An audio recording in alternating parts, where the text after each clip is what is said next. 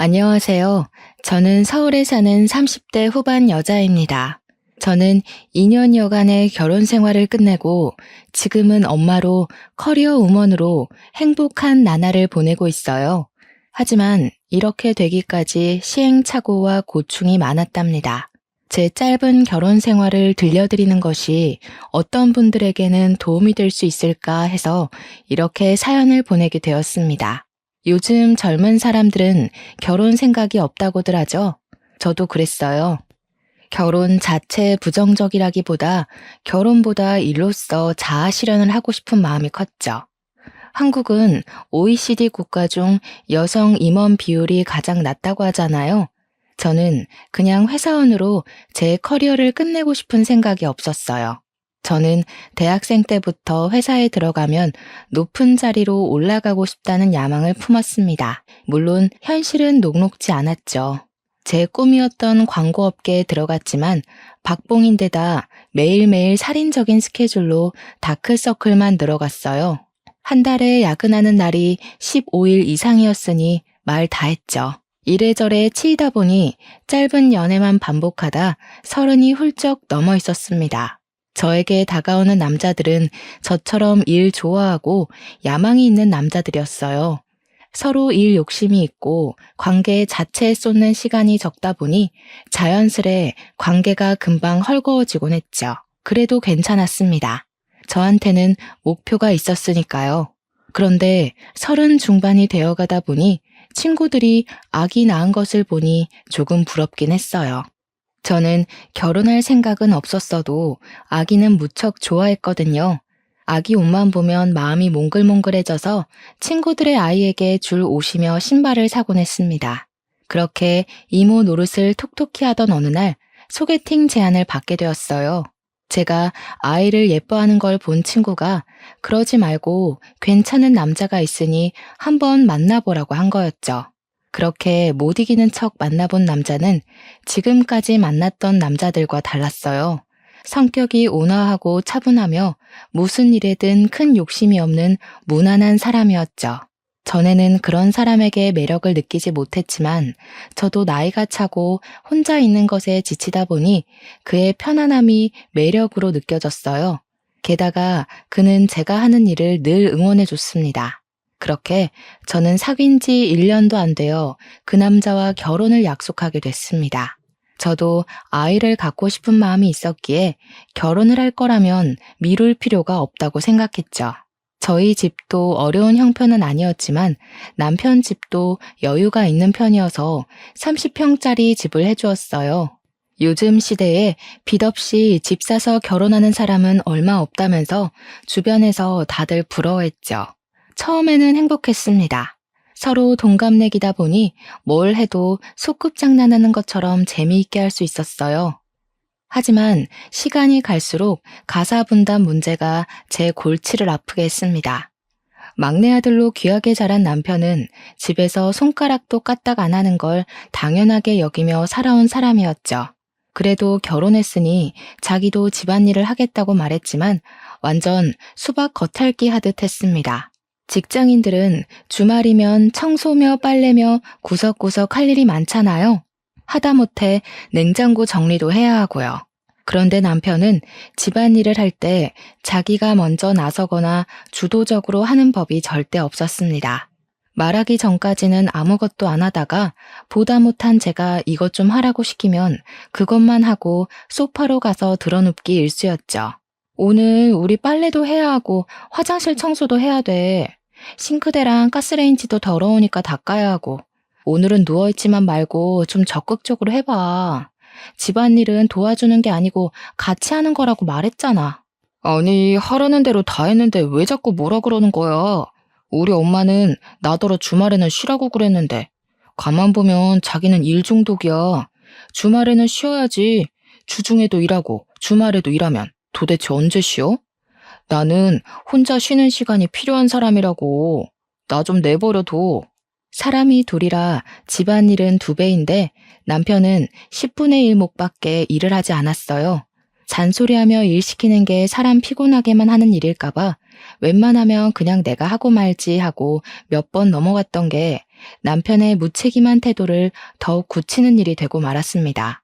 남편에게 주말은 청소기나 한번 돌리고 하루 종일 게임을 하거나 유튜브를 보는 날일 뿐이었어요. 그러면서도 집안 행사가 있을 때면 자기가 집에서 얼마나 일을 많이 하는지 아느냐고 생색을 내곤 했습니다. 엄마 아빠는 내가 우리 집에서 얼마나 일을 많이 하는지 모를걸? 우리 지아 힘들까봐 무거운 것도 다 들어주지. 청소기 돌리는 건 이제 내 담당이야. 나는 완전 청소기랑 한 몸이라니까. 나 집에서는 집안일 한 번도 안 해봐서 세탁기 돌릴 줄도 모르고 설거지도 할 줄 몰랐잖아. 이제는 설거지 박사라니까. 남편의 과장에 저는 어이가 없었죠.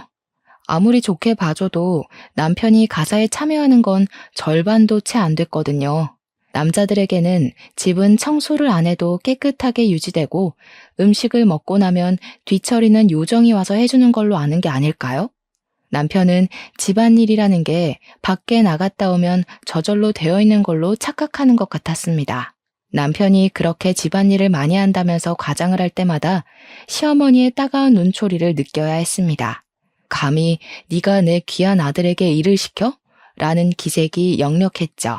그렇게 귀한 아들을 집안에서 아무것도 안 하는 사람으로 키워 저를 고생시킨다는 것도 모르고 말이죠. 당신이 무슨 집안일을 그렇게 많이 한다고 시부모님 앞에서 그렇게 생색을 내? 누가 보면 우리 집 일 당신이 다 하는 줄 알겠어. 설거지도 10번이면 내가 7번 하는데 그게 어떻게 당신이 다 하는 거야? 자기야말로 뭐 그런 걸 가지고 따지고 그래. 그냥 하는 말이잖아. 그럼 내가 집에 와서 쉬지도 못하고 집안일 하는데 엄마 아빠한테 그런 말도 못해? 당신이야말로 너무하는 거 아니야? 꼭 그렇게 사사건건 시비를 걸어야 해? 남편은 좀처럼 말귀를 못 알아들었어요. 그야 자기 딴에는 그 정도가 집안일을 엄청 많이 하는 거니까요. 아내는 엄마와 달리 자기에게 일이나 시키는 마녀라도 되는 것처럼 여기고 자기 생각을 바꾸려 하지 않더군요. 슬슬 결혼을 잘못한 건가 하는 생각이 들기 시작했습니다. 그래도 그때는 결혼 초기이기도 하고 최악의 상황까지 생각하지는 않았죠. 그러다 결혼한 지 얼마 안 되어서 시아버지가 쓰러졌습니다. 평소에 늘 소화가 안 된다고 하시더니 대장암 3기 판정을 받게 된 거였어요. 상태가 좋지 않았던 시아버지는 수술받고 항암 치료를 받는 기간 내내 입원해 있었습니다. 식사도 잘 못하시고 거동도 불편하셔서 화장실을 가야 할 때마다 누군가 옆에서 도와드려야 했지요. 남편의 2살 많은 누나가 시아버지 병원과 가까운 곳에 살아서 어머니 대신 병원을 지키는 일이 많았어요. 형님 부부는 병원에서 15분 거리에서 둘이 함께 가게를 운영하고 있었습니다. 아무래도 형님이 병원에 갈 일이 많다 보니 아주버님이 혼자서 가게를 운영해야 하는 일이 자꾸 생겼죠. 2사람은 고민 끝에 가게에 아르바이트생을 두기로 했죠. 시어머니는 저희가 형님 부부에게 금전적인 부분이라도 도움을 주기를 바랐습니다. 하지만 이미 병원비의 절반 이상을 저희 부부가 대고 있는 상황이었고 형님 부부를 도와드리고 싶어도 여유가 없는 상황이었어요. 며느리가 돼가지고 시아버지가 아프다는데 와보지도 않고 너무하는 거 아니니? 나랑 우리 미연이한테 다 맡겨놓고 코빼기도 안 비친다는 게 말이 돼? 우리가 영훈이를 어떻게 키웠는데 너희들한테 이렇게 냉대를 당할 줄은 몰랐다. 솔직히 이해가 잘 안 됐습니다. 남편은 본인의 직장이 시아버지 병원이랑 가까운데도 일주일에 한 번 들를까 말까인데 남편에게는 아무 말도 안 하고 저한테만 뭐라고 하셨으니까요. 어머니, 죄송해요. 저는 회사가 너무 반대 방향이라서 가보기가 어려운데 그래도 영훈 씨 회사가 병원에서 가까우니까 형님이 힘드신 날에는 영훈 씨라도 가서 도와드리라고 할게요. 뭐? 영훈이더러 간병을 하라고 한단 말이니? 너 정말 너무하는구나. 집까지 사주면서 결혼시켜줬더니 영훈이한테 집안일을 다 시키는 것도 모자라서 이제는 간병까지 시키겠다는 거냐? 너는 네 일을 남편이랑 신우한테 다 떠넘기면 마음이 편하니? 어머니, 잠시만요. 말은 바로 하셔야죠. 제가 형님이나 영훈 씨한테 제 할 일을 떠넘긴 건 아니죠. 아버님 간병이 저 혼자만의 일이 아니잖아요. 엄밀히 말하면 2사람은 자식이고 저는 며느리인데 왜 저한테 책임이 다 있는 것처럼 말하세요? 그리고 저는 영훈 씨한테 집안일 다 시킨 적 없어요. 오히려 집안일 분배가 제대로 안 돼서 더 힘들다고요. 뭐야? 집안일 분배가 제대로 안 돼? 하여튼 요즘 애들 생각하는 거하고는 무섭다 무서워. 너는 그럼 집안일을 남편이랑 5대5로 자로재듯 딱 나눠서 해야 속이 시원하다는 거니? 여자가 돼가지고. 그리고 네 친아빠가 아니니까 시아버지 돌볼 책임이 아예 없다는 거야 뭐야? 어떻게 교육받으면 그런 말이 나와? 아이고 어머니, 그런 말이 아니잖아요. 어찌 됐든 일이든 뭐든 분배가 제대로 되어야 서로 만족할 수 있죠. 한 사람이 일방적으로 일하거나 경제적인 부담을 지면 당연히 불만이 생길 수밖에 없어요. 저도 제가 이런 말을 하게 될 줄 몰랐어요. 그런데 결혼하고 보니까 어머니 말대로 자로 재듯 나눠야 할지도 모른다는 생각이 드네요. 아이고, 맹랑하기 짝이 없구나. 그렇게 반반 나누는 게 좋으면 너도 네 형님이랑 나눠서 간병해야 하는 거 아니니? 그럼 집 살 때는 왜 우리 돈으로 샀어? 너 지금 살고 있는 그 집에 땡전 한 푼도 안 냈잖니? 그럼 우리 아들이 그에 대해 억울해야겠네. 안 그래? 집 사주신다고 해서 저희가 혼수 다 한 거잖아요. 제 명의로 된 집도 아닌데 제가 그 집 때문에 빚졌다고 생각해야 하나요? 저도 아버님 아프신 거 마음 아프게 생각해요. 하지만 현실적으로 일도 늦게 끝나고 병원도 회사에서 2시간 거리인데 어떡해요. 제가 하려던 말은 형님이 간병하는 걸 마치 제 일을 대신하는 것처럼 말씀하실 필요는 없다는 거예요. 미안한 마음이 있다가도 없어질 판이었죠. 남편에게는 간병하라는 말도 안 하시면서 저만 닥달하는 게 너무 억울했어요. 저희 부부가 병원비를 가장 많이 내고 있다는 건 말도 못 꺼냈죠. 그것까지 말했다가는 아픈 시아버지 두고 계산기나 두드리는 못된 요즘 것으로 못이 박혀버릴 것 같았어요. 너무 말이 안 되는 말로 똘똘 뭉쳐 있으니까 어느 것부터 반박해야 할지 알 수가 없었어요. 솔직히 제 입장에서는 할 말을 한 것뿐인데 시댁이 사준 집에 공짜로 살면서 도리는 다 하지 않는 나쁜 며느리가 된 것 같았습니다. 그래도 너무 딱딱하게 군 거 아닌가 싶어서 주말에 시간 날 때마다 시아버지에게 가보려고 노력했습니다. 친정 부모님한테는 몇 달에 한 번 갈까 말까였는데 말이죠. 문제는 남편이었습니다. 나 토요일에 아버님한테 갔다 와야 하니까 당신이 집안일 좀 해놓을 수 있지?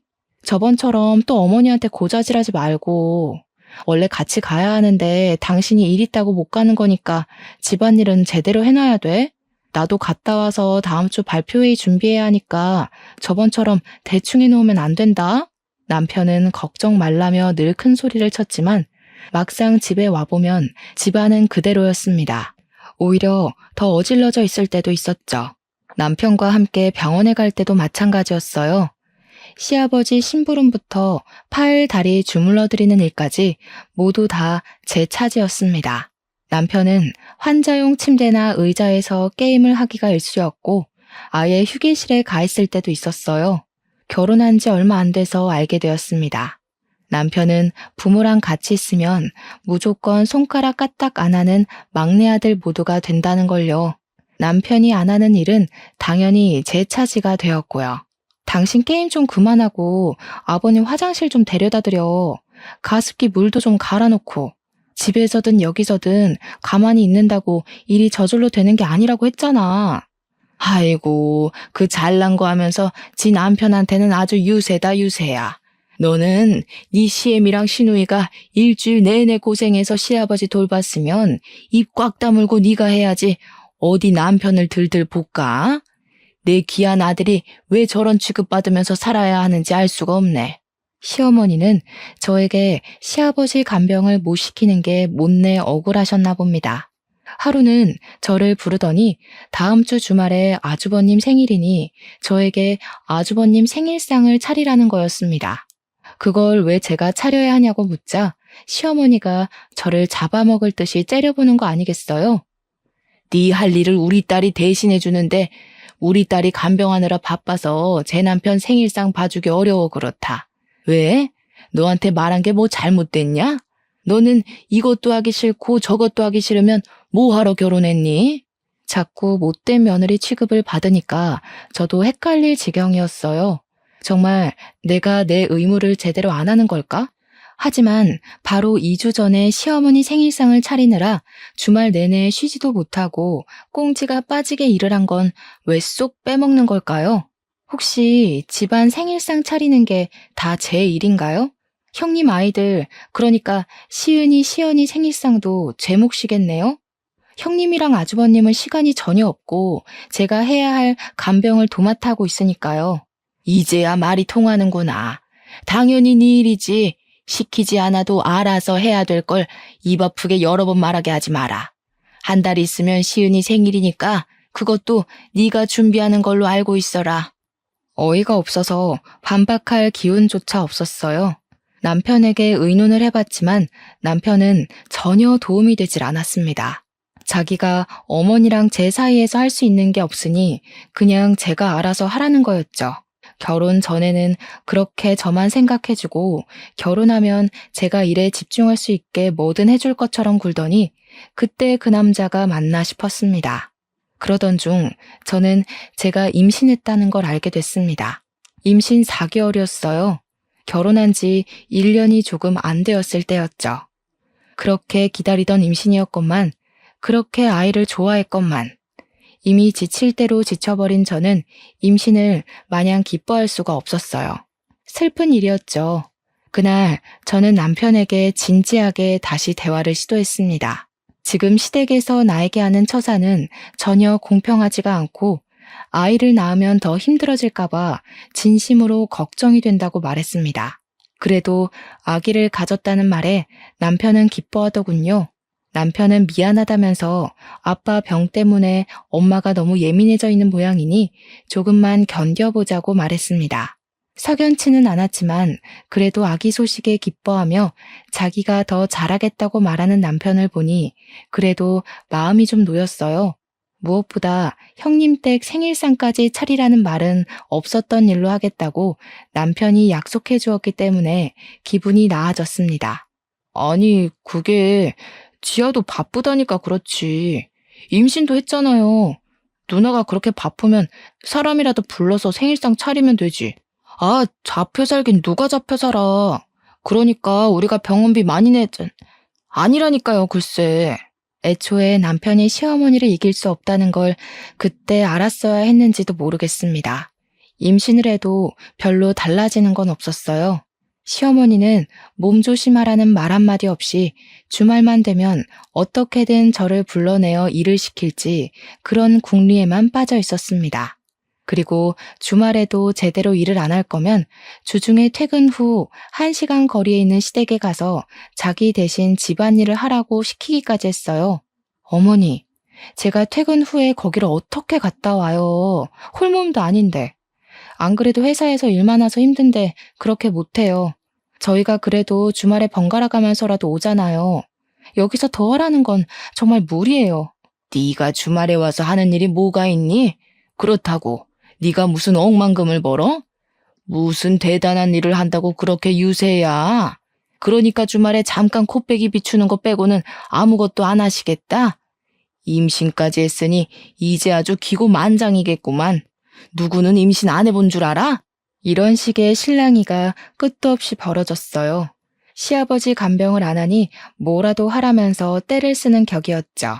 이래서야 아이 낳아서 키울 수 있으려나 걱정하고 있을 때 남편이 자기가 육아휴직 쓰겠다는 말을 꺼냈습니다. 저는 제가 맡고 있는 프로젝트가 있어서 도저히 육아휴직을 길게 쓸 수 있는 상황이 아니었어요. 남편 직장은 비교적 안정적이었고 저보다는 육아휴직을 쓸 수 있는 상황이라고 생각했기 때문에 그래도 다행이라고 생각했어요. 남편에게 여유가 생기면 시어머니와의 트러블도 좀 나아지리라 생각했거든요. 하지만 그건 제 착각이었습니다. 결혼 전 남편은 육아휴직 쓰는 게 자기 꿈이라고 노래를 불렀죠. 그런데 남편이 엉뚱한 소리를 꺼내는 게 아니겠어요? 지아야, 나 말이야. 지금 이 회사에서는 아무래도 비전이 없는 것 같아. 이대로 가다가는 나만 뒤떨어질 것 같은데. 아무래도 나 따로 자격증을 준비하는 게 맞는 것 같아. 그래서 말인데 공인중개사 자격을 딸까 하는데 마침 육아휴직도 받을 수 있고. 육아휴직 기간에 공부를 어떻게 해? 당신은 육아가 무슨 애들 장난인 줄 알아? 공부하면서 널널하게 애 볼 수 있는 거면 뭐하러 휴직까지 해가면서 애를 보겠어. 당신은 육아만 잘해도 다행이니까 괜한 소리 하지 마. 그래서 말인데 애 낳으면 엄마더러 봐달라고 하면 어떨까? 솔직히 나 혼자서 애 볼 수 있을 것 같지도 않고 그러는 게 좋을 것 같은데. 그게 무슨 말 같지도 않은 소리야? 육아휴직을 쓰는데 애를 시어머니한테 봐달라고 한다니. 당신 정신 나갔어? 절대 안 돼. 안 그래도 일 많다고 나한테 투덜대는데 애까지 보게 하면 도대체 무슨 소리를 들을 줄 알고 어떻게 육아휴직을 쓰고 애를 남한테 보게 하겠다는 생각을 할 수가 있어? 나 지금 좀 무서우려고 그래. 쥐어야 제발. 나 진짜 이번에 공부해야 돼. 안 그러면 직장에서 도태되고 쪽이란 쪽은 다 당할 것 같단 말이야. 나 한 번만 봐주라. 제발. 자격증만 따면 내가 진짜 너 고생 안 시킬게. 우리 엄마 애 보는 거 가지고 싫어할 뿐 아니야. 지금 좀 역정이 나셔서 그렇지 시은이 때도 엄마가 다 봐줬잖아. 저는 남편의 간곡한 부탁에 결국 넘어갔습니다. 시아버지도 많이 나아졌으니까 그렇게 크게 부담될 일도 아닐 거라는 생각이었죠. 저는 어느덧 임신 7개월이 되어 있었고 몸이 점점 힘들어지고 있었어요. 여전히 가사에 책임감을 보이지 않는 남편에게 일 좀 하라고 잔소리를 했더니 다음날 시어머니가 집에 와 있는 게 아니겠어요. 어머니, 말도 없이 이 밤에 웬일이세요? 이 짐은 다 뭐고? 몰라서 묻는 거냐? 네가 집안일 안 한다고 영훈이한테 그렇게 닥달을 했다면서. 내 그럴 줄 알았지. 시댁 무서운 줄 모르고 남의 집 귀한 아들한테 집안일 안 한다고 타박을 해? 영훈이가 뭘 할 줄 아니? 오죽 그랬으면 영훈이가 나한테 도와달라고 그랬겠어? 여보, 이게 지금 무슨 소리야? 나 이제 몸이 조금 힘드니까 조금만 더 신경 써달라고 했지. 내가 무슨 바가지를 긁어. 그리고 그렇다고 어머니를 불러들이는 게 어디 있어? 우리 집 일은 우리끼리 해결해야지. 왜 자꾸 어머니를 끌어들여? 아니, 그게 아니고 내가 불러들였다기보다는 그냥 얘기하다 보니까 말한 것뿐이야. 근데 어차피 자기 애 낳으면 엄마한테 봐달라고 부탁드릴 생각이었잖아. 내가 지금 감당이 안 돼서 그러니까 조금 일찍 봐달라고. 문제될 거 없잖아, 응? 이게 무슨 날벼락인가요? 시어머니한테 아이를 맡기더라도 아이 낳으면 직장 가 있는 동안 잠깐만 봐달라고 할 생각이었지. 아이 낳기도 전부터 우리 집에 와 계시게 할 생각일 줄 누가 알았겠어요? 당신, 정말 이게 맞는 선택이야? 지금 이 상황에서 꼭 공부를 다시 해야 해? 애 하나 키우는 게 얼마나 큰일인데 하필이면 이때. 내가 어머니 때문에 힘들어하는 거 알면서 어떻게 이래? 이건 나더러 애 키우면서 시집살이까지 하라는 소리밖에 안 되잖아. 자기는 무슨 말을 그렇게 해? 내가 지금 놔주자고 하는 일이야? 이렇게 해서 내가 잘 돼야 아기도 잘 키울 거 아니야. 앞날도 깜깜하고 애도 태어나는데. 그럼 내가 어떻게 가만히 있어?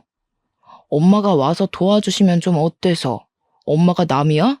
아빠 간병 들 때도 너희 아빠니 뭐니 그러더니 꼭 그렇게 편을 갈라야 해? 이렇게까지 이해심 없는 여자인 줄 몰랐어. 방귀 낀 놈이 성낸다더니 자기가 역정을 내는 게 아니겠어요? 남편은 저에게 따지고 있지 시어머니는 팔짱을 끼고 저를 째려보지. 저는 말 그대로 수세에 몰렸습니다. 앞날이 캄캄했습니다. 결국 그날부터 제 눈물겨운 시집살이가 시작됐죠. 아이고 집안꼴하고는 여태 제 남편 아침밥 한 번 안 차려준 꼴이 훤하구만. 우리 아들도 부처가 따로 없어. 저렇게 게을러 빠진 애랑 살면서 지 엄마한테는 밥 얻어먹는다고 거짓말까지 하고 저렇게 착해 빠져가지고 어떡할꼬. 그러니 저런 독한 여팻네한테 잡혀 살지. 어머니, 저도 우유 한 잔 못 마시고 나가는데 일도 제가 더 늦게 끝나고요. 왜 저한테만 아침밥 차리라고 하세요? 아침밥이 그렇게 중요하면 필요한 사람이 차려 먹으면 되죠. 아직도 뚫린 입이라고 할 말이 남았나 보구나. 내가 여태까지 말 안 한 건 그래도 젊은 사람들을 존중해 주려고 그런 거였다. 그런데 와서 보니까 도저히 그냥 내버려 둘 수가 없구나. 너는 내가 아주 예의라는 걸 제대로 가르쳐야지 안 되겠어. 집안일도 제대로 안 하면서 어디 시애미한테 눈 똑바로 뜨고 따박따박 말대꾸를 해? 네 애미가 그렇게 가르치디? 시어머니는 임신 8개월이 다 된 저에게 집안일을 가르친다면서 사사건건 참견하고 못살게 굴기 시작했어요. 임신했다고 손가락 까딱 안 하려는 생각이거든. 꿈 깨라 이거야. 우리 때는 임신 직전까지 밭일하고 증조 할아버지 밥상까지 봐드렸다고. 너희들이 지금 하는 일이 그게 뭐 힘든 일인 줄 아니?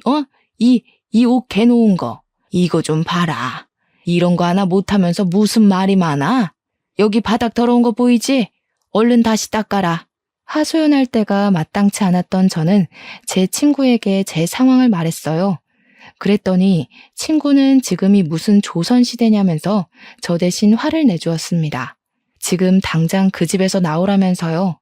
하지만 그 집에서 당장 나온다고 답이 나오는 게 아니었기 때문에 저는 꾸역꾸역 버티고 있었어요. 임신한 몸으로 시어머니한테 구박당하고 사는 걸 엄마 아빠가 알면 얼마나 슬퍼할지 알았기 때문에 친정으로 가는 건 정말이지 피하고 싶었거든요. 몸은 점점 힘들어지는데 시어머니는 여전히 저를 부려먹지 못해 안달이었죠.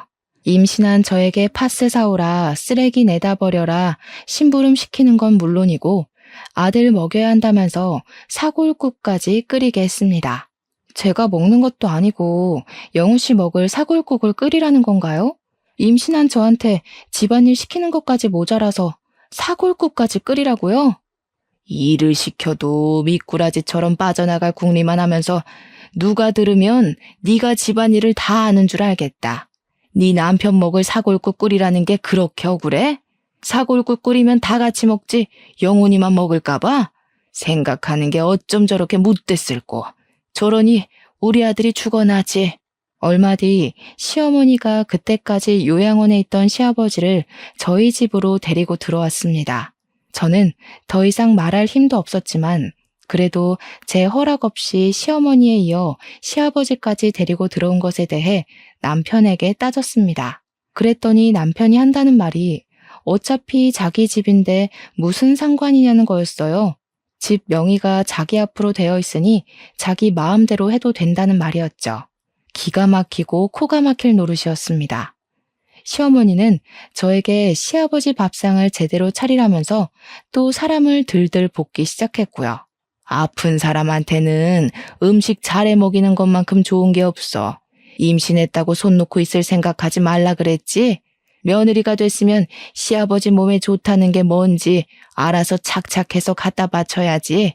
자기 남편 친구와 소개팅을 해보라며 등 떠밀었던 친구 서연이는 제 얘기를 듣고 미안해서 어쩔 줄을 몰라 했어요. 지아야, 너 진짜 괜찮은 거야? 누가 옆에서 수발 들어줘도 모자랄 판에 시아버지 수발까지 들라고 했다니 그 집 식구들 진짜 정신 나간 거 아니야? 영훈 씨 사람 좋게 봤는데 널 그렇게 만들고 본인은 육아휴직한다고 좋아하다니 진짜 이럴 줄은 몰랐어. 어떡하니 지아야? 우리 시댁도 좋기만 한 건 아니지만 그래도 그건 진짜 아닌 것 같아. 서연이 네가 이럴 줄 알았겠니? 네 탓 아니니까 너무 신경 쓰지 마. 나도 이제는 어떻게 해야 할지 모르겠어. 시어머니는 툭하면 시아버지 제대로 모시라고 그러는데 나더러 대체 어떻게 하라는 건지도 모르겠고 남편이란 사람은 육아휴직하고 공부하겠다더니 쉬는 날엔 집안일도 안 하고 공부도 안 하고 게임만 하고 있으니 그러다 진짜 아이 잘못되지 않을지 우리 집이라도 오라고 하고 싶은데 여기도 애 키우느라 전쟁터라서 내 생각엔 엄마 아빠한테 미안하더라도 집으로 들어가는 게 좋을 것 같아. 지금은 그 방법밖에 없어. 아무리 생각해도 그 집에서 애 낳고 사는 건 답이 아닌 것 같아. 임신한 사람한테 집안일을 시키고 아픈 시아버지 수발까지 들라니. 정말 그럴까? 정말 여기서 나가는 것밖에는 방법이 없는 걸까? 내가 결혼하라고 등 떠밀어 놓고 이렇게 말하기가 나도 정말 미안하기도 하고 황당하기도 하고 그런데 지아야, 너 똑똑한 애잖아. 이제는 정신 바짝 차려야 할 것 같아. 임신해서 두렵고 막막할 거라는 건 아는데 콩이를 진짜 생각한다면 어떻게 하는 게 맞는 건지 생각해보는 게 좋을 것 같아. 그 길로 저는 결국 짐을 싸기로 했습니다. 산달이 거의 다가오고 있었어요. 토요일 짐을 싸고 있는데 창밖을 보니 눈이 내리고 있더군요. 남편은 친구 만나러 나갔고 시어머니와 시아버지는 병원에 가는 날이었어요. 그날이 기회라고 생각했습니다. 친구들이 임신 축하한다며 사다 준 아기용품들을 어떻게 해야 하나 쳐다보다가 그냥 두고 가기로 했습니다. 그때 초인종이 울렸어요. 친구 서연이가 눈을 맞으며 서 있었습니다. 저는 깜짝 놀라서 말을 못하고 있었는데 서연이는 시간이 별로 없다면서 제 손에 뭔가를 쥐어주지 뭐예요. 손을 펴보니 그건 손가락만한 작은 토끼 인형이었습니다. 그거 녹음기야. 휴대폰에 달아놔.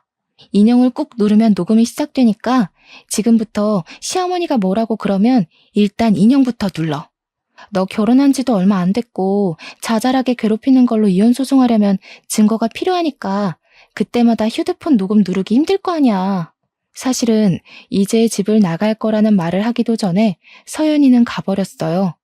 저는 분홍색 인형을 손에 가만히 쥐어보았습니다. 그 인형 녹음기를 제대로 쓸 수 있을지는 몰라도 친구의 마음이 느껴져서 어쩐지 안심이 되는 기분이었어요. 짐을 다 싸고 나가려는데 시어머니가 들어오는 게 아니겠어요? 시아버지 검사 결과가 좋지 않아서 며칠 더 입원해야 할 것 같다고 물건을 챙기러 온 거였습니다. 저는 얼른 인형을 꾹 눌렀습니다. 너 지금 어디 가는 거니? 설마 우리 몰래 도망가려는 거야? 이게 지금 무슨 일이라니? 뭐 이런 게 다 있어? 소방 맞아 쫓겨나도 100번은 쫓겨났을 마당에 제가 뭐가 잘났다고 도망을 가? 저 더 이상은 못 견뎌요. 임신한 사람한테 툭하면 집안일 시키고 심부름 시키는 게 맞는다고 생각하세요? 그것도 모자라서 아픈 시아버지 수발 안 든다고 닥달하셨잖아요. 여태까지 별일 없었던 것만 해도 다행인 줄 아세요. 여기가 영훈 씨 명의로 된 집이라는 이유만으로 저한테 아무런 동의도 받지 않고 어머니 아버지 다 멋대로 들어와 살고 계시고요. 이 계집애가 말하는 꼬락서니 좀 봐. 내가 그러니까 너를 안 이뻐하지. 네가 제대로 했으면 손주 임신한 너한테 그러겠니? 그래, 막말로 임신한 너한테 일 좀 시켰다. 그럼 좀 어때서? 네가 며느리가 돼가지고 해야 할 도리를 하나도 안 하니까 이렇게 된 거잖아. 시아버지 수발 좀 들라 그러면 내 아빠도 아니니 어쩌니 하면서 내 속을 긁어놨어, 안 긁어놨어? 영훈 씨한테는 아무 말도 안 하고 항상 저한테만 뭐라 그러셨잖아요. 저는 이 집안 며느리지 노예가 아니라고요. 그렇게 일할 사람이 필요하면 며느리 말고 가사도우미, 간병인을 고용하세요. 저는 남편 대신 집안일하고 시아버지 수발 들고 시누이 가족 생일상까지 차리는 노예가 아니에요. 뭐야? 이 싹수 없는 년이 뭐가 어쩌고 어째? 시어머니가 제 뺨을 때렸습니다. 임신한 사람을 괴롭히는 것도 모자라서 때리기까지 하세요? 왜? 맞으니까 억울하냐? 임신한 몸으로 일하는 게 억울해? 우리 때는 네가 당한 거에 10배도 더했어. 그거 일 좀 했다고 집으로 쪼르르 가버리면 네 부모가 퍽이나 좋아하겠다. 하긴 너를 그따위로 키워놓은 작자들이니 그 인간들도 뻔하지. 어디 네 잘난 주둥이에 네 부모도 넘어가나 보자. 시댁 허락받고 아기 낳을 때까지 친정에 있기로 했다는 제 말에 엄마는 별말 없이 저를 맞아줬습니다. 아빠는 제가 왔다는 소식을 듣고 커다란 멜론을 사들고 헐레벌떡 돌아오셨고요. 오랜만에 엄마가 해준 따뜻한 밥을 먹고 아빠의 사랑을 받으며 편안함을 맛봤죠. 두 분은 얼굴이 왜 이렇게 까칠하냐고 걱정하시면서도 캐묻지는 않으셨어요. 엄마 아빠와 따뜻한 시간을 보낸 뒤 저는 혼자 아빠 서재로 들어갔습니다. 인형의 등에 있는 지퍼를 내려보니 USB 형태의 녹음기가 나왔어요. 인형을 누르면 겉에 있는 버튼이 눌려서 녹음이 되는 거였죠. USB를 컴퓨터에 꽂고 아까 그 집에서 나오기 전에 녹음했던 녹음본을 눌렀습니다. 평화로운 친정집의 아빠 서재에서 울려 퍼지는 시어머니 앙칼진 목소리를 듣자니 제 처지가 다시금 실감이 나더군요. 조금 있으면 아기가 태어날 텐데 이혼을 해도 되는 건지 괴로운 마음이었어요. 그때 아빠 목소리가 들려왔습니다. 치아야, 이게 다 무슨 소리냐? 이거 네 시어머니 목소리 아니니? 지금 네 시어머니가 너한테 이렇게 말한 거야? 임신한 애한테 이게 대체 무슨 소리라니? 이거 처음 있는 일도 아닌 것 같은데. 여태 왜 말 안 했어? 이래서 집에 온 거구나? 아이고, 아빠는 그것도 모르고. 지아야, 너 괜찮은 거야? 아빠, 이게 그러니까 나는 정말 괜찮은데 콩이 때문에 어떻게 해야 할지 모르겠어요. 그 집에서 내가 콩이 낳고 잘 살 수 있을지 이럴 줄 모르고 결혼했나 싶고 콩이한테 너무 미안해요. 엄마 아빠한테 이런 모습 보이게 된 것도 죄송하고 제가 원하던 삶은 이런 게 아니었는데 그냥 열심히 산 것뿐인데. 지아야, 울지 마. 너 잘못한 거 하나도 없어. 울기는 왜 울어? 사람이 실수를 할 수도 있는 거지. 그렇다고 곧 애 낳을 사람이 그렇게 속을 썩이면 어떡해? 엄마 아빠한테 얼른 말하고 도움을 받았어야지. 아이고, 아니다. 아빠도 잘못 생각했어. 나는 네가 워낙 야무지니까 시댁에서도 어련히 알아서 잘하리라고 안심하고 있었지 뭐야. 아빠, 실망시켜드려서 죄송해요. 잘 사는 모습 보여드리고 싶었는데 예쁜 손주 낳아서 행복하게 해드리고 싶었는데. 이 녀석아, 우리는 네가 있는 것만으로도 행복해. 네가 네 꿈을 향해 열심히 나아가는 게 얼마나 자랑스러웠다고. 이훈 그거 까짓 거 별거 아니야. 아빠 친구 세용이 알지? 걔 딸이 이혼 전문 변호사인데 들어보니까 별별 더러운 꼴이 다 있더라고. 이혼을 쉽게 하는 건 아니지만 아니다 싶으면 빨리 하는 것도 답이야. 아빠가 잘 알아봐 줄 테니까 걱정하지 말고.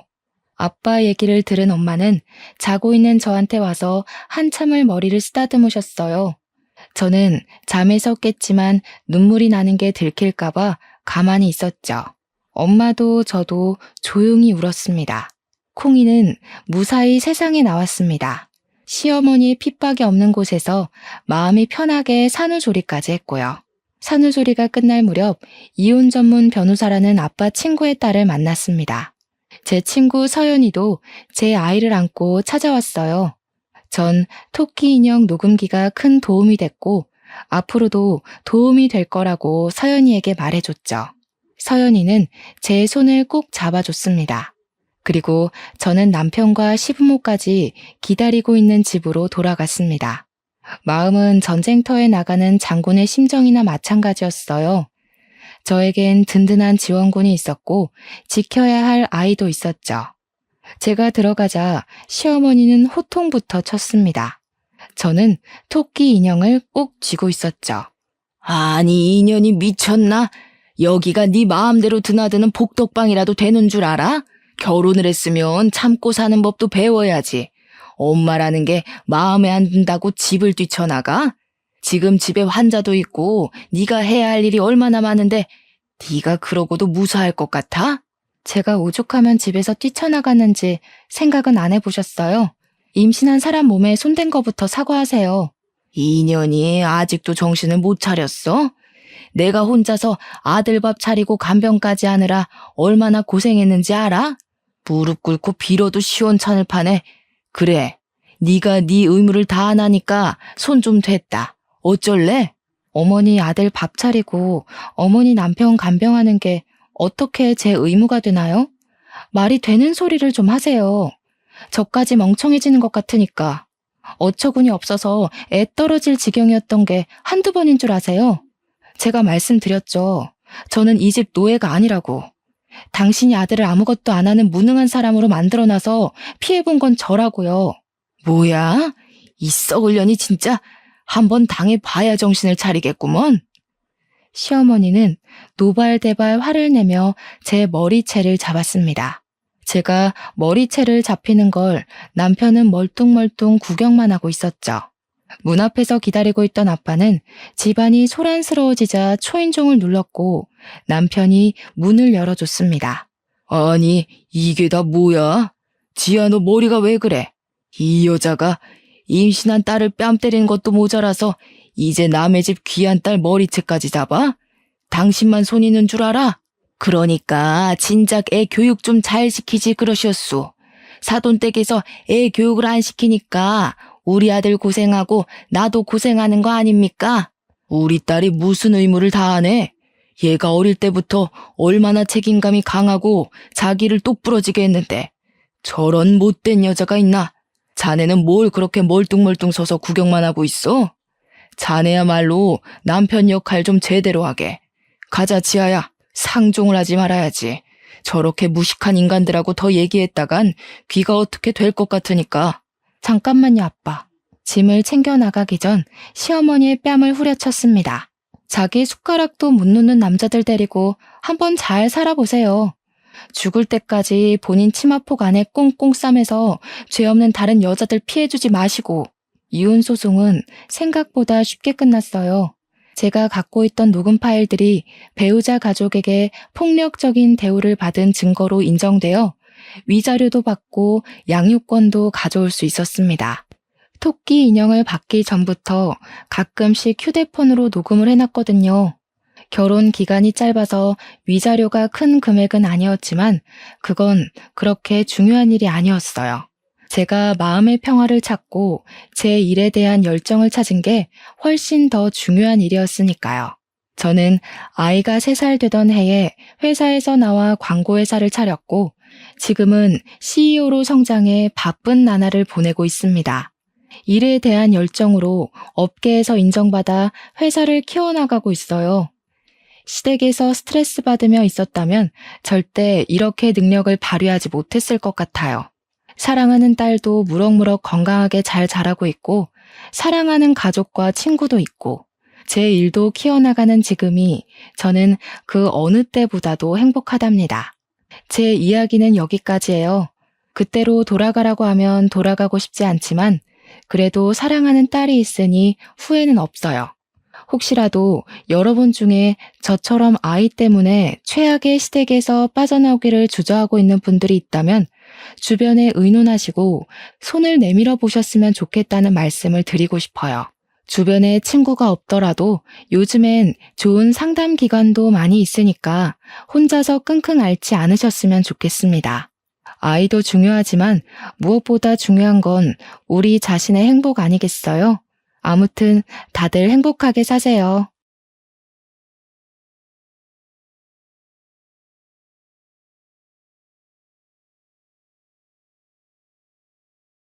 안녕하세요. 저는 결혼을 앞둔 30살의 예비 신부입니다. 오늘 저의 예비 남편과 함께 살게 될 신혼집을 계약함으로써 결혼에 대한 모든 준비가 마쳐졌어요. 남들은 결혼을 준비하며 많이 싸우고 우울증도 오고 한다던데 저는 모든 것이 너무 순조롭게 잘 진행되어서 그저 행복할 따름이네요. 아무 고민 걱정 없는 제가 이렇게 사연을 보내게 된 이유는 제 옆에 있는 현재 예비 남편이 아닌 2년 전에 만났던 이전 예비 남편에 관한 이야기를 하기 위해서입니다. 사실 저는 2년 전에 결혼까지 약속한 사람이 있었어요. 그 당시에는 정말 내 인생의 마지막 남자라 생각하고 만났는데 결국에는 그 사람에게 어이없이 파혼당하고 헤어졌네요. 헤어지고 나서는 좀 힘들기는 했지만 지금 보면 그 사람과 헤어져서 더 좋은 남자를 만날 수 있게 된 것 같아요. 그럼 지금부터 2년 전으로 돌아가 저의 이전 예비 남편 이야기를 꺼내볼까 해요. 2년 전, 저는 아버지의 회사에서 격리로 근무하고 있었습니다. 아버지의 회사는 저희 할아버지부터 운영을 해오던 회사로 설립한 지 60년이나 되었고 직원 수도 80명에 연 매출도 100억이 넘는 알짜배기 중소기업이랍니다. 할아버지께서 회사를 설립하고 대표로 계시다가 5년 정도 전에 건강 악화로 경영 일선에서 물러나시고 그 자리를 아버지가 물려받게 되었죠. 사실 처음에는 아버지의 회사에 들어가지 않으려고 했어요. 왜냐면 아버지의 회사는 화학 관련 회사인데 저는 이쪽은 아예 관심도 없고 전혀 모르는 데다가 회사보다는 사회복지 쪽에 관심이 더 많았거든요. 그래서 화학과를 가라는 아버지의 뜻을 따르지 않고 사회복지학과를 졸업하고 사회복지 관련 센터나 요양원을 차려 운영하려고 했답니다. 그런데 아버지는 유일한 자식인 제가 이 회사를 물려받기를 원하셨어요. 하지만 제가 계속 싫다고 하자 그럼 아버지는 딱 3년만 회사에서 일을 해보고 정말 아니라고 생각되면 그때 제가 하고 싶은 대로 하라고 하셨습니다. 처음에는 말도 안 되는 소리라고 거절했지만 아버지는 사회복지센터나 요양원도 엄연한 기업인데 아무것도 모른 채 멋모르고 운영해서 실패하는 것보다는 아버지 옆에서 3년간 일하며 회사 운영하는 방법을 보고 배우는 것도 좋지 않겠냐고 하시더라고요. 곰곰이 생각해보니 아버지의 말씀이 틀린 말은 아니라서 그 뒤로 아버지의 뜻을 따라 회사에서 일하게 되었습니다. 그러나 회사 일은 역시 제 적성에 맞지 않았어요. 그래도 아버지께 말씀드린 것도 있으니 지루하고 일하기 싫어도 꾸역꾸역 참고 일을 했죠. 그러던 어느 날 회사에 제 이상형에 가깝고 목소리도 아주 멋진 분이 방문했습니다. 그분은 우리 회사 거래처 사장님의 둘째 아들인데 아버지 회사에서 일하게 되었다며 앞으로 잘 부탁드린다고 꾸벅 인사를 하더라고요. 저는 커피 한 잔을 건네주며 이야기를 잠시 나눴는데 나이는 저와 같은 28살에 이름은 홍민호였어요. 잠깐의 시간이었지만 둘 다 아버지의 회사에서 일하고 나이도 같다는 공감대가 있어서 그런지 대화가 잘 통한다고 느껴졌답니다.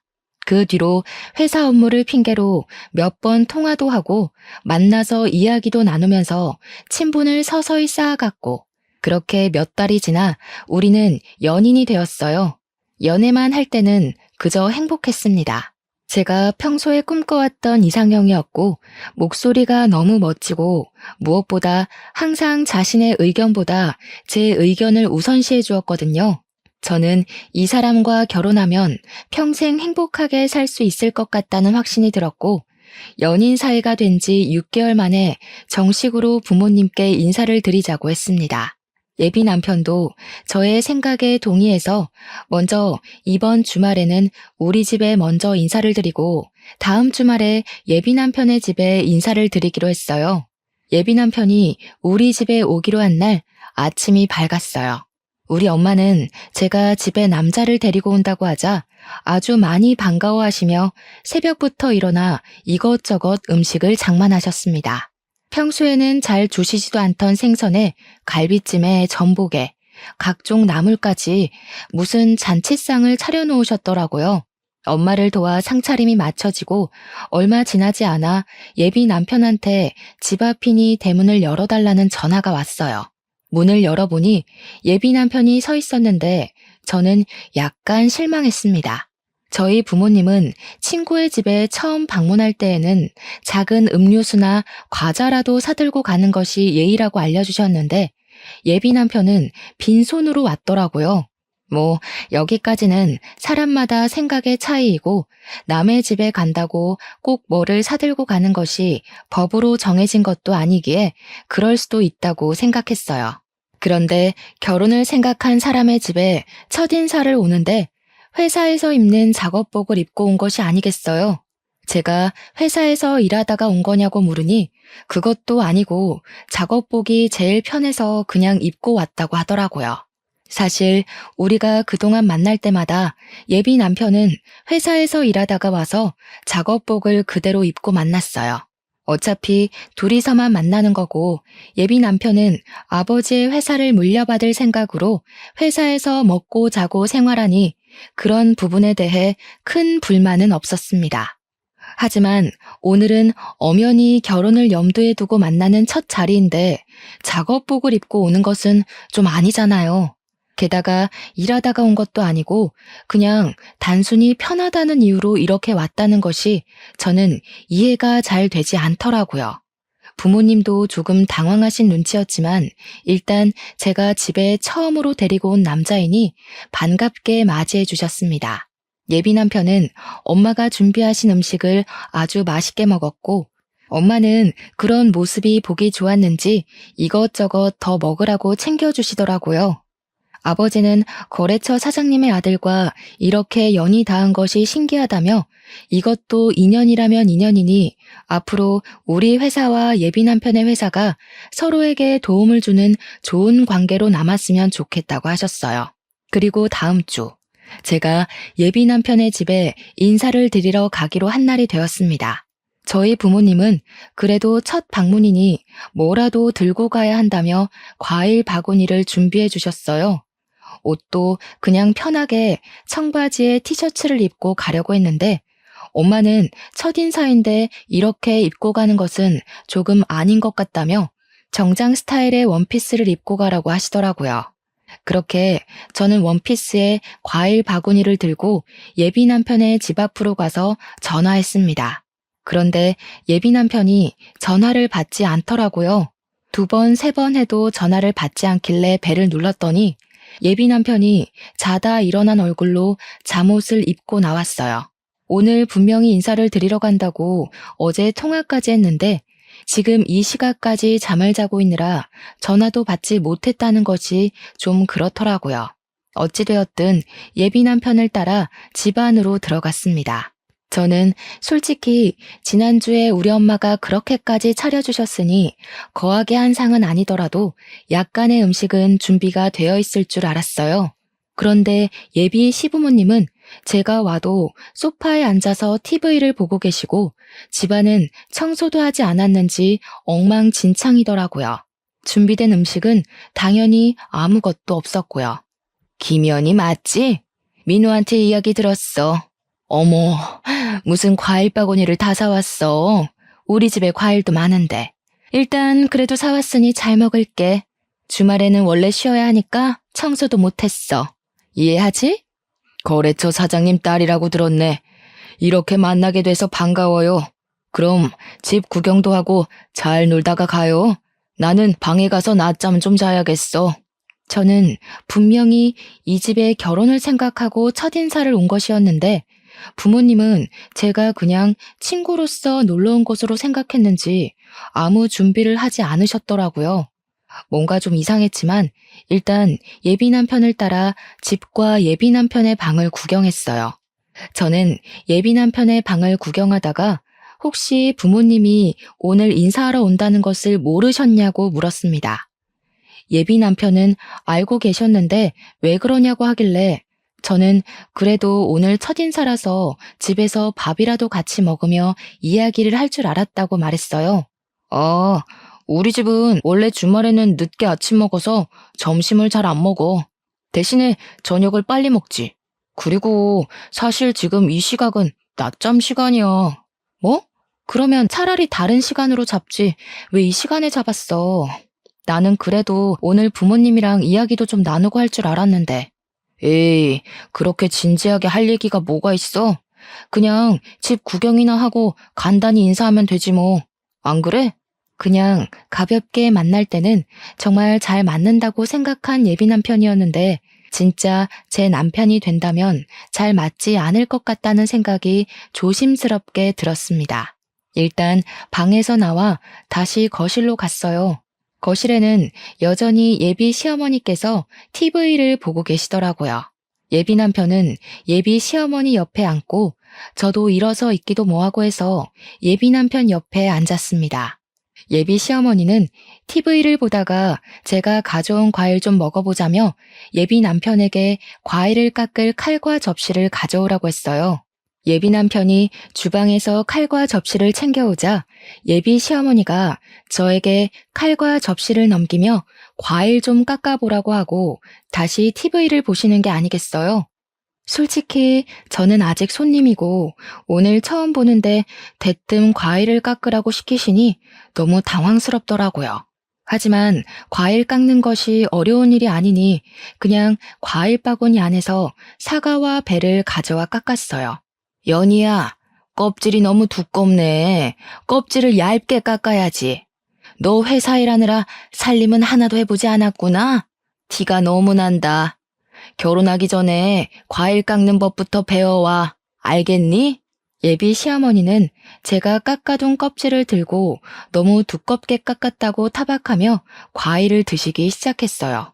예비 남편은 예비 시어머니의 그런 말을 듣고도 아무 말도 하지 않고 과일을 혼자 집어먹더라고요. 솔직히 우리 집에서는 예비 남편 온다고 상다리 휘어지게 잔치상을 차려 대접했는데 여기서는 물 한 잔도 받아 먹지 못하고 이렇게 과일이나 깎고 있으며 타박까지 듣는 것이 화가 났어요. 그래도 처음 뵙는 자리인데 굳이 소란을 만들고 싶지는 않아서 그냥 꾹 참고 있었습니다. 그런데 너네는 결혼하면 엄마한테 용돈 얼마 줄 거야? 연희 너희 회사는 꽤 크니까 부모님 도움 많이 받을 수 있지 않아? 나중에 연희 네가 회사 물려받을 수도 있고 말이야. 저는 아버지 회사에는 관심 없어요. 지금은 3년만 회사에 다녀보라고 하셔서 그냥 다니고 있는 거예요. 그리고 저는 결혼할 때 친정의 도움 없이 제 힘으로 결혼을 하고 싶어요. 그래? 그럼 뭐 많이 모았어? 할아버지께서 저 20살 때 성인 된 기념으로 주신 제 명의 아파트 하나 있고 어릴 때부터 돈 모으고 투자도 하고 해서 결혼을 준비할 정도의 돈은 있어요. 아파트가 있어? 그럼 네 아파트에서 너희 신혼살림 꾸리면 되겠다. 참, 요새 내 주변에 며느리 본 사람들 이야기 들어보니까 며느리들이 시댁에 한 달에 100만 원씩 용돈 준다더라. 자산이 그 정도나 있으면 너희도 한 달에 용돈 100만 원 가능하겠다. 우리 민호가 여자는 기막히게 잘 골라왔네. 엄마, 당연하지. 연희도 회사 계속 다니고 나도 아버지 밑에서 일하면 그 정도는 가능하지 않겠어? 연희야, 그치? 저는 솔직히 아버지 회사 3년만 다니고 관두고 제 갈 길을 갈 것이고 제 명의 아파트는 여기서 먼 서울이라 거기서 신혼살림을 꾸릴 생각 없습니다. 그리고 시부모님 용돈은 아직 생각을 해보지는 않았지만 한 달에 100만 원은 조금 과한 것 같다는 생각이 드네요. 그리고 시부모님께 한 달에 100만 원을 드리면 친정 부모님께도 100만 원씩 드려야 하는데 그럼 한 달에 200만 원이 나가는 셈이 되니 너무 부담되네요. 너도 설마 시댁과 친정이 무조건 똑같아야 한다고 생각하는 그런 아이니? 어차피 친정은 회사도 엄청나게 잘 되고 돈도 많은데 굳이 용돈을 왜 드려? 그리고 아파트가 회사가 멀어서 그곳에서 신혼집 못 꾸리겠으면 그 집 팔면 되잖아. 그 팔고 난 돈으로 이 근처에다가 신혼집 얻어서 살면 되지. 그러면 빚도 생기지 않고 딱 좋네. 그치? 무조건 안 된다고 하지만 말고 내 말 한번 진지하게 생각해봐. 어른 말 잘 들으면 자다가도 떡이 나온단다 얘야. 예비 시어머니는 제 명의 아파트를 판 돈으로 이 근처에 신혼집을 마련하고 한 달에 자신에게 100만 원씩 보내주길 바라는 눈치였습니다. 저는 그런 요구가 너무 기가 막혔어요. 제 명의 아파트니까 필요하다면 제 마음대로 아파트를 팔 수 있기는 하지만 할아버지의 선물이니 될 수 있으면 오래 가지고 있다가 나중에 의미 있게 사용하고 싶었거든요. 그런데 예비 시어머니는 그 아파트를 팔고 집을 마련하라고 하고 심지어 한 달에 100만 원이나 되는 큰 용돈을 그저 바라고만 계시더라고요. 솔직히 우리 부모님은 결혼한다고 하면 이것저것 해주신다고 난리이실 텐데 예비 시어머니는 결혼하면 그저 이것저것 받을 생각뿐인 것 같아서 매우 실망스러웠답니다. 제 표정이 좋지 않자 예비 남편은 제가 피곤해 보인다며 집에 데려다 준다고 어서 가자고 했어요. 그래서 그냥 인사하고 바로 그 집에서 나왔습니다. 엄마가 그냥 농담으로 이야기하는 건데 꼭 그렇게까지 진지하게 얘기해야겠어? 너는 꼭 쓸데없이 진지하더라. 농담? 내 명의로 된 아파트를 팔아서 신혼집을 마련하고 한 달에 100만 원이나 용돈을 바라시는 게 농담이야? 그리고 지금 우리는 그냥 친구 사이로 만나는 게 아니라 결혼을 생각하며 만나는 거야. 당연히 이런 돈 문제는 진지하게 이야기를 해야 하는 거 아니야? 내 생각엔 우리가 당장 상견례하고 결혼 날짜 잡은 것도 아닌데 네가 너무 앞서간 것 같아. 솔직히 이런 이야기는 상견례를 하고 나서 말해도 되잖아. 그니까 이런 거에 싸우지 말자. 예비 남편은 그저 대충 얼버무리려 했습니다. 그날은 저도 너무 기분이 상해서 예비 남편과 더는 이야기하지 않고 집 앞에서 바로 헤어졌답니다. 집에 도착하니 엄마가 처음으로 갔는데 어땠냐고 물어보셨어요. 저는 그날 있던 모든 일을 다 말씀드리려다가 엄마가 속상해 하실까봐 자세히는 말 안 하고 그냥 좋았다고만 했답니다. 그런데 제 표정이 영 아니었는지 자꾸 캐물으시더라고요. 어쩔 수 없이 모든 상황을 이야기하니 저번에 우리 집에 올 때도 빈손으로 오고 복장도 그래서 좀 실망했는데 역시나 그런 일이 있었냐며 결혼하는 것은 진지하게 고민해봐야겠다고 하셨어요. 솔직히 제 생각도 엄마의 생각과 다르지 않았습니다. 오늘 한 번 뵀지만 예비 시댁은 너무 기본적인 예의도 없고 아무것도 안 하고 그저 바라기만 하는 것이 보였거든요. 저녁을 먹을 때도 제가 계산하고 커피나 술을 마실 때도 다 제가 계산했습니다. 심지어 예비 남편 집을 방문하고 일주일 후가 제 생일날이었는데 생일 선물은커녕 케이크 한 조각도 없었더라고요. 제 생일날도 그냥 작업복 입고 와서 식당에서 밥을 먹고는 예비 남편이 산다길래 알겠다고 했는데 계산하려고 보니 지갑을 회사에서 가져오지 않았다는 거예요. 사람이 바쁘면 그럴 수도 있겠지 싶어 제가 식사 비용을 계산했어요. 그런데 어이없는 건 차에 가보니 지갑이 떡하니 있더라고요. 지갑을 본 예비 남편이 당황해하는데 일부러 놓고 간 것 같다는 생각이 들었답니다. 뭐 우리가 그리 비싼 밥을 먹은 것도 아니니 제가 얼마든지 계산을 할 수 있었고 제 생일이라고 꼭 선물을 받아야 한다는 것도 아니에요.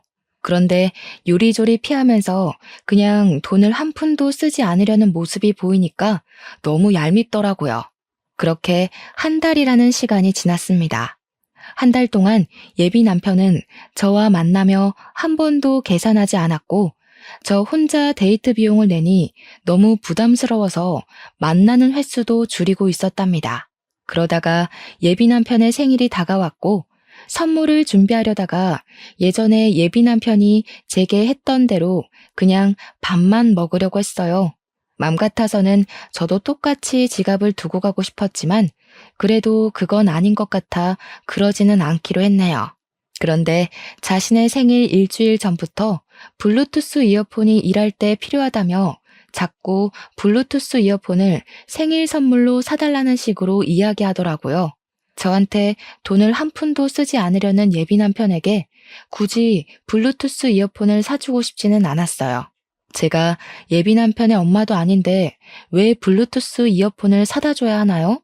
그래서 저는 그냥 계속 모른 척하고 예비 남편 생일날 아무 선물 없이 밥만 먹고 헤어졌네요. 그렇게 일주일 정도가 지나 금요일이 되었습니다. 회사에서 일하는데 아버지가 저를 대표실로 부르셔서 들어가 보니 눈물을 흘리시며 퇴근할 준비를 하고 계시더라고요. 무슨 일이냐고 여쭤보니 건강이 좋지 않으셔서 입원해 계시던 할아버지께서 곧 돌아가실 것 같으니 빨리 병원으로 오라고 연락이 왔다는 거예요. 저는 아버지를 모시고 바로 병원으로 갔습니다. 병원에 가니 이미 엄마는 도착해 계셨는데 할아버지는 숨쉬기조차 버거워 보이셨어요. 그 와중에도 아버지와 제가 온 것을 보시고는 힘겹게 미소를 지으시고 눈을 지그시 감으시더라고요. 그렇게 감긴 할아버지의 눈은 영원히 떠지지 않았답니다. 우리 가족은 고인이 되신 할아버지의 장례 준비를 시작했어요. 빈소를 차리고 영정사진을 준비하고 지인들에게 부고를 보냈죠. 예비 남편에게도 부고를 보내니 지금 바로 장례식장으로 가겠다는 연락이 왔어요. 그리고 전화를 끊고 1시간 만에 예비 남편이 장례식장에 도착했어요. 예비 남편은 먼저 할아버지께 인사를 드리고 나서 우리 가족을 돕다가 늦은 밤이 되어서야 집으로 돌아갔네요. 저는 할아버지가 돌아가셨다는 소식을 듣자마자 바로 달려와서 도와준 예비 남편에게 너무 고마웠어요. 사실 그 전까지만 해도 예비 남편에게 많이 서운했었지만 그런 감정이 모두 다 사라지고 그저 고맙고 또 고마울 따름이었습니다. 그리고 다음날 할아버지의 입관식을 마치고 슬픔에 잠겨 있는데 모르는 번호로 전화가 왔어요. 내 번호 몰랐지? 나 민우 엄마. 그니까 장차 너의 시어머니가 될 사람이야.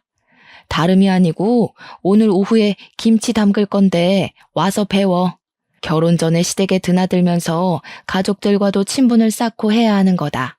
저번에 민호 형, 그니까 너의 아주버님도 못 봤잖아. 오늘 와서 인사도 좀 하고 저번에 과일 깎을 때 보니까 살림 솜씨도 영 없는 것 같은데 이참에 와서 살림도 배우고 해라. 민호한테 못 들으셨나 봐요.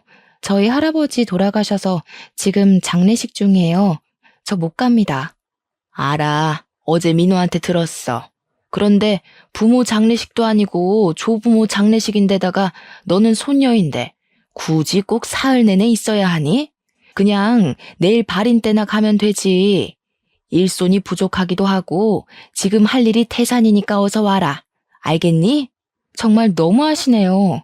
제가 진짜 그 집 며느리도 아니고 설사 며느리라 해도 할아버지가 돌아가시면 시댁에 무슨 일이 있어도 당연히 장례식장에 가야 하는 거 아닌가요? 지금 결혼도 안 한 제가 할아버지의 장례식도 불참하고 고작 예비시댁에 김장하러 가야 할 이유 전혀 없다고 보는데요. 뭐? 너 말 다 했니? 고작 예비시댁? 그리고 김장이 얼마나 중요한 일인데 어떻게 말을 그딴 식으로 하니? 너 정말 못 배워먹은 아이구나. 정말 너무하다. 정말 너무한 건 어머님이시죠. 그리고 누구든 조부상 중이면 이런 말 전에 위로부터 하는 게 당연한 겁니다. 조부상을 당한 것을 알면서도 위로는커녕 김치를 담그러 오라니. 지나가는 사람 붙잡고 물어보세요. 이게 옳은 일인지요? 저는 처음에 예비 시어머니가 김장하러 오라길래 당연히 할아버지가 돌아가신 사실을 모른다고 생각했습니다. 그런데 예비 시어머니는 그 사실을 아는데도 저는 손녀이니 굳이 3일 다 있을 필요가 없다며 김장을 배우러 오라고 하는 게 아니겠어요.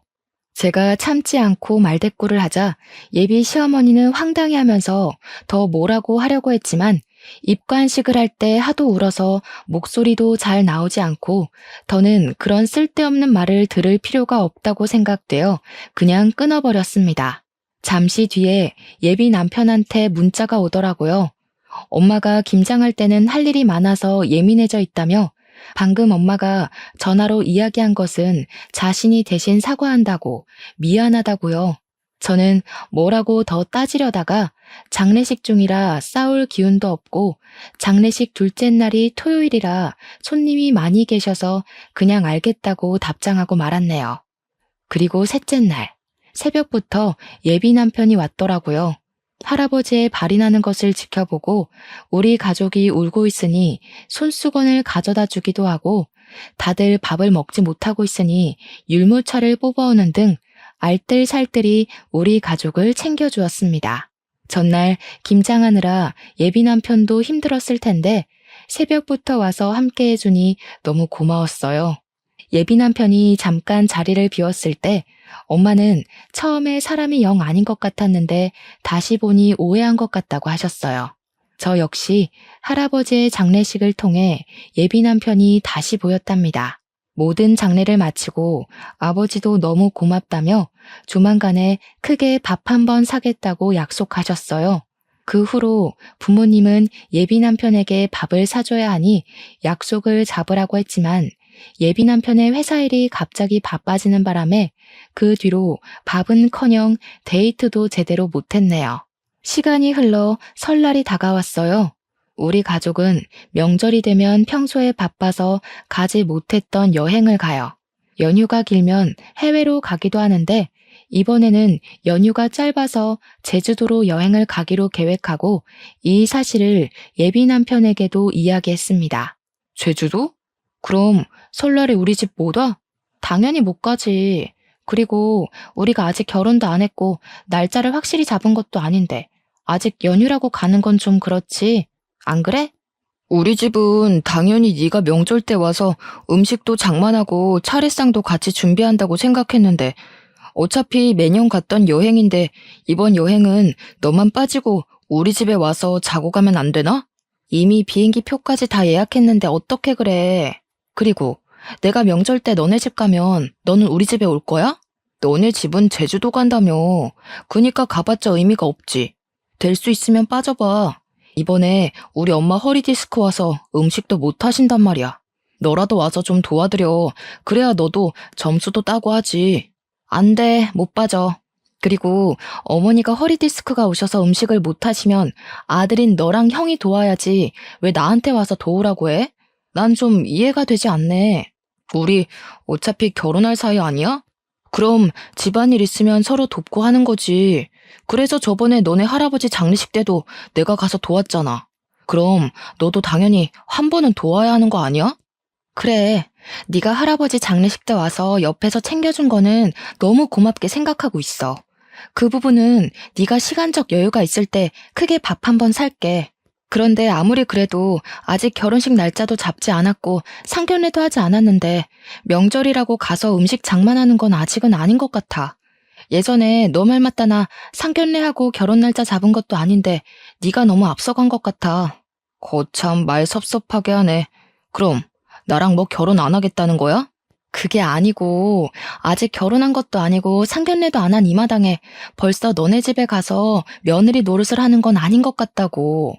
어차피 결혼하면 앞으로는 친정에서 이렇게 시간 보내지도 못할 텐데 결혼 전엔 우리 가족끼리 시간을 보내는 편이 더 좋을 것 같아. 일단 너의 뜻이 뭔지 알았어. 그럼 엄마한테는 그냥 여행을 간다는 말 안 하고 친척 집에 간다고 할게. 왜 굳이 그렇게 거짓말해? 그냥 여행을 간다고 해. 내가 뭐 친구들이랑 가겠다는 것도 아니고 매년 해왔던 것처럼 가족끼리 여행 가겠다는데 꼭 그게 그렇게 잘못된 거야? 매년 해왔다 해도 그렇지. 예비 며느리가 시댁에 와서 일은 하지 않고 여행을 간다는데 그걸 반길 시부모가 어딨겠어? 글쎄, 나는 굳이 거짓말을 왜 해야 하는지 잘 모르겠네. 난 솔직히 이런 거로 우리가 다투는 것도 이해가 안 가. 그리고 예비 며느리? 우리가 뭐 결혼식 날짜라도 잡았니? 상견례라도 했어? 저와 예비 남편은 서로의 생각을 전혀 이해하지 못했어요. 그렇게 시간이 흘러 설 연휴가 시작되어 우리는 계획대로 제주도로 떠났습니다. 제주도 숙소에 도착해서 짐을 풀고 있는데 예비 시어머니한테 전화가 왔어요. 나다. 너 가족끼리 제주도 갔다며? 결혼을 생각하면 당연히 시댁에 와서 살림도 배우고 같이 음식 장만도 하고 어른들께 인사도 해야 하는 거 아니냐? 저번에 김장 때는 할아버지 돌아가셨다고 못 온다더니 이번에는 명절인데도 여행을 간다고 못 와? 이게 말이나 되는 소리니? 이번에는 너도 있으니 음식도 많이 하려고 재료도 많이 준비했는데 이 모든 것을 나 혼자 해야 한다니 정말 막막하구나. 제가 민호한테도 이야기했는데 저는 사실 상견례도 하지 않은 제가 굳이 명절이라고 시댁에 가서 음식을 해야 한다는 게 도무지 이해가 되지 않네요. 그리고 음식 장만할 사람이 필요하면 그 집에 아버지도 계시고 아들도 2명이나 있는데 넷이서 오손도손하게 앉아서 하면 되지. 꼭 제가 필요한가요? 무슨 제가 조리사도 아니고 말이에요. 이게 말이면 다인 줄 아나?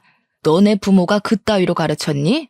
예비 시어머니가 버럭 소리를 지르는데 그 소리가 얼마나 큰지 옆에 있던 엄마가 다 듣고 모든 상황을 알게 되었답니다. 엄마는 예비 시어머니의 이런 황당한 요구에 화가 단단히 나셔서 저의 핸드폰을 뺏고 스피커로 어머니와 통화를 하셨어요. 저 연희 엄마 되는 사람입니다. 연희 아직 결혼도 하지 않았는데 김장이 웬 말이며 명절이라고 오라는 건 무슨 경우예요? 막말로 대개 아드님이 결혼 전부터 우리 집에 불려오면 좋겠습니까? 예비 며느리도 엄연히 며느리입니다. 앞으로 우리 집에 사람이 될 텐데 와서 살림도 배우고 가풍도 배우고 해야지요. 그리고 사위랑 며느리는 달라요. 며느리는 시댁에 뼈를 묻어야 하는 사람이에요. 사위는 백년손님, 며느리는 출가외인도 모르세요? 무슨 조선시대에서 오셨어요? 지금 시대가 어느 시대인데 아직도 출가외인 타령이세요. 우리 집 귀한 딸 연희 그런 집으로 시집 못 보냅니다. 그쪽이 대개 아드님 귀하게 키운 것처럼 저도 우리 연희 쥐면 부서질까 불면 날아갈까 애지중지 키웠습니다. 전 죽었다 깨어나도 그 집으로 시집 못 보내니 그런 줄 아세요. 이보세요. 뭐 말이면 단 줄 아세요? 그리고 그렇게 나오면 제가 몰라봬서 죄송하다고 할 줄 알아요? 저도 그 집이랑 결혼 못해도 아쉬울 거 하나 없어요. 시댁에 대한 기본 도리도 모르는 아이를 며느리로 들일 마음 추호도 없습니다. 시댁에 대한 기본 도리요? 그러는 그쪽은 사람에 대한 기본 도리가 하나도 없으시네요. 상 치르는 아이한테 김장하러 오라고 하지를 않나. 아직 결혼도 안 했는데 전화해서는 소리 지르면서 어서 오라고 하지 않나. 저는 이렇게 도리가 없는 집안에 우리 연희 절대 못 보냅니다. 전화 끊습니다. 엄마는 많이 화가 나셔서 민호랑 절대 결혼시키지 않을 테니 그만 만나라고 하셨습니다. 저 역시 저번 김장 때와 이번의 사건을 통해 결혼하면 고생길이 환히 열리는 것이 눈에 보여 결혼할 마음은 진작에 접었고, 여행을 마치고 나서 예비 남편을 만나 살아온 가정 환경이 너무 맞지 않아 결혼을 못하겠다고 말해야겠다 생각했지요. 그래도 일단 시간을 내서 제주도에 왔으니 맛있는 음식도 먹고 재미있는 시간을 보냈습니다. 비록 바람이 불고 추워서 밖에서 놀지는 못했지만 가족끼리 숙소에서 알차게 시간을 보내고 다시 집으로 왔네요. 여행을 마치고 집으로 돌아와서 예비 남편에게 전화했는데 받지 않더라고요. 문자와 카톡을 남겨도 읽지도 않고 답장도 없었어요. 그 다음 날도 그 다음 날도 예비 남편은 연락이 되지 않았습니다. 집으로 찾아갈까 했지만 뭐 지금 서로 애틋해서 하루라도 못 보면 죽겠는 사이도 아니고 헤어지자고 말하려는 판에 굳이 집 앞까지 찾아가고 싶지는 않더라고요. 그냥 언젠간 연락이 오겠지 싶었고, 또 무엇보다 우리 회사에 업무차 2주일에 한 번씩은 오니까 언젠간 회사에서 볼 거로 생각했답니다. 그렇게 연락이 되지 않은 지 4일 정도가 지났어요. 예비 남편의 회사에서 사람이 왔다길래 보니까 예비 남편이 아닌 다른 사람이 와 있더라고요. 혹시 누구시냐고 했더니 예비 남편 회사 사장님의 첫째 아들, 즉 예비 남편의 형이었어요. 인사를 하고 제자리에 와서 일하려는데 회사에서 오랫동안 근무를 한 과장님이 예비 남편의 형이 예전에 파혼하고 정말 오랜만에 왔다는 거예요. 무슨 말이냐고 했더니 4년 정도 전에 결혼한다며 엄청나게 좋아하면서 청첩장까지 돌렸는데 결혼하지 못했대요. 그러면서 외모도 나쁘지 않고 성격도 좋으신 분 같은데 왜 파혼을 했는지 모르겠다고 하더라고요. 저는 그 이야기를 들으니 왜 파혼한지 알 것만 같았어요. 시어머니라는 사람이 아직 상견례도 안 하고 결혼 날짜도 잡지 않은 제게 앞으로 며느리가 될 사람이라며 얼토당토 아니한 것들을 과하게 요구하는데, 결혼 날짜까지 잡았었다면 황당하고 어이없는 것들을 얼마나 요구했겠어요. 보나마나 불보듯 뻔하죠. 형님이 성격이 좋아도 시어머니 자리가 그 모양인데 어떻게 결혼까지 할 수 있었겠습니까? 저는 형님과 결혼하려고 했던 그 여자분의 마음이 100번, 1000번 이해가 가더라고요. 그렇게 한 달 정도가 지났지만 여전히 예비 남편은 연락도 문자도 없었어요.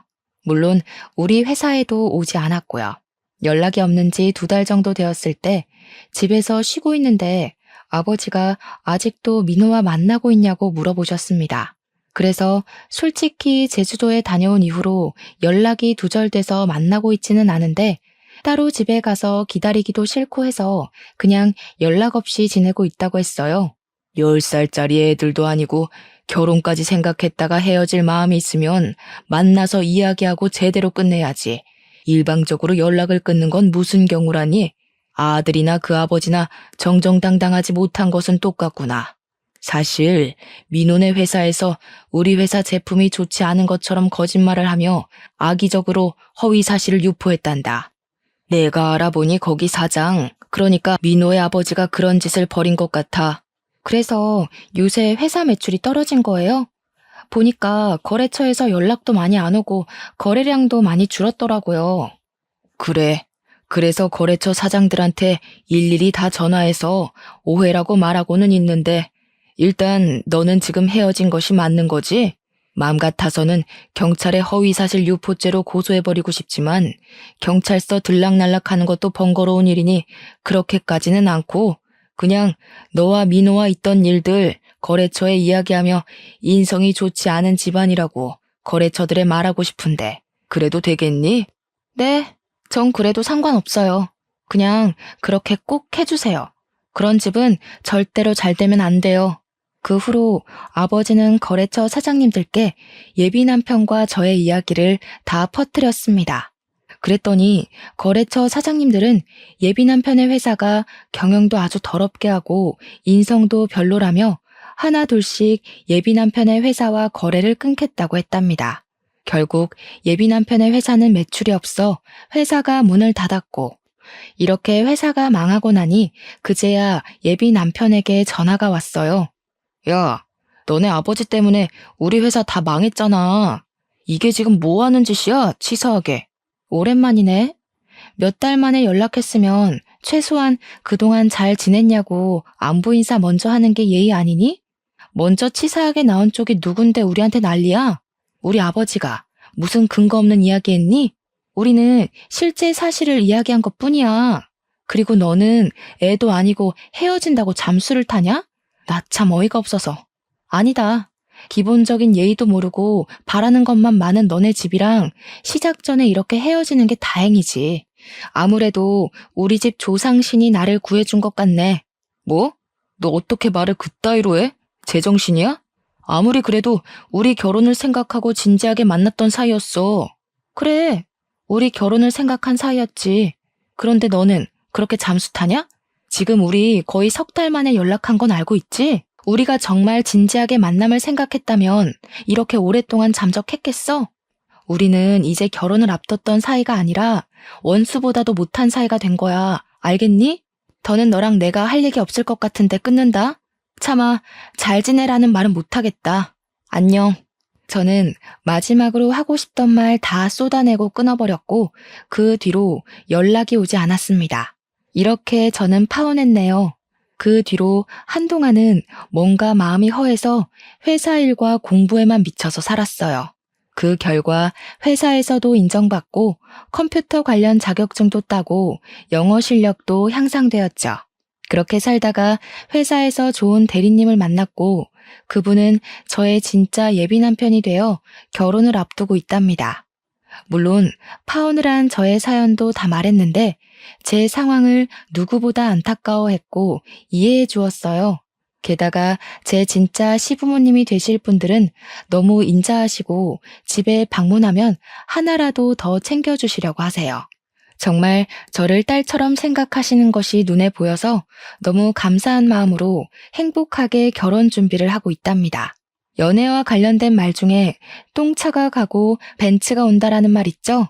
아마 한 번쯤은 다들 들어보셨을 텐데 저는 사실 이 말을 싫어했어요. 본인 스스로 벤츠를 살 수 있는 능력을 키우면 되는데 아무것도 하지 않고 벤츠처럼 좋은 남자가 오기만을 기다리는 것 같았거든요. 그런데 똥차를 만나고 허한 마음을 채우려 이것저것 공부하며 스펙을 쌓으니 정말 제 인생에 벤츠 같은 남자가 왔네요. 2년 전 파혼을 겪으면서 한때는 정말 우울하기도 했는데 그래도 지금 생각하면 그때 많이 배우고 내면적으로 성장하게 된 계기가 된 것 같아요. 지금 제 사연을 듣고 계시는 분 중에서도 예전에 저처럼 파혼을 생각하시거나 파혼을 이제 막 경험한 분들도 분명히 계실 것으로 생각합니다. 파혼을 겪었다고 해서 인생을 실패한 것이 아니니 너무 좌절하지 마세요.